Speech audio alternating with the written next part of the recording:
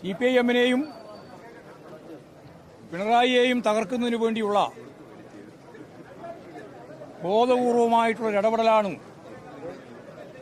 നരേന്ദ്രമോദി കേന്ദ്ര ഏജൻസിയായ ED-യെ ഉപയോഗിച്ച് ഇന്ന് രാവിലെ മുതൽ 14 കേന്ദ്രങ്ങളിലായി റെയ്ഡ് നടത്തിക്കൊണ്ട് വരികയാണ്.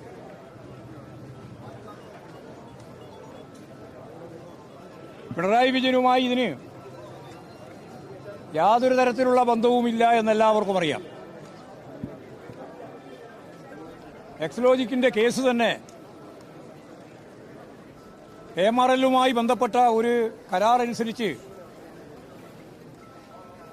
1.72 കോടി 1,72,00,000 ഉറുപ്പിക വീണ വിജയന് അവിടെ അവർക്ക് നൽകിയ KMRL-ന് നൽകിയ സേവനത്തെ അടിസ്ഥാനപ്പെടുത്തി നിയമവിധേയമായി ബാങ്ക് മുഖേന എല്ലാ ടാക്സും ഒടുക്കിക്കൊണ്ട് കൈപ്പറ്റിയിരിക്കുന്നു എന്നുള്ളതാണ് അവരുടെ കേസ്.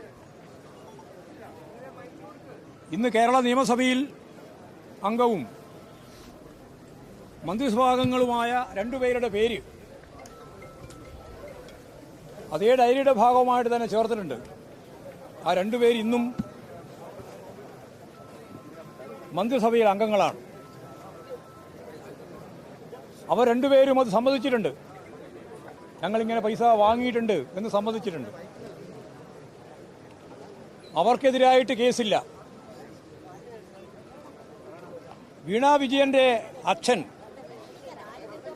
പിണറായി വിജയനാണ് എന്നുള്ളതുകൊണ്ട് കോടതികളെല്ലാം ഇവിടെ ചൂണ്ടിക്കാണിച്ചതുപോലെ സെഷൻസ് കോടതി, ഹൈക്കോടതി, സുപ്രീം കോടതി ഉൾപ്പെടെ എല്ലാ കോടതികളും തള്ളിക്കളഞ്ഞ ഒരു കേസ് രാഷ്ട്രീയ പ്രേരിതമായി ഇടതുപക്ഷ ജനാധിപത്യ മുന്നണിയുടെ കേന്ദ്ര നേതൃത്വമായി പ്രവർത്തിക്കുന്ന സഖാവ് പിണറായിക്കെതിരായും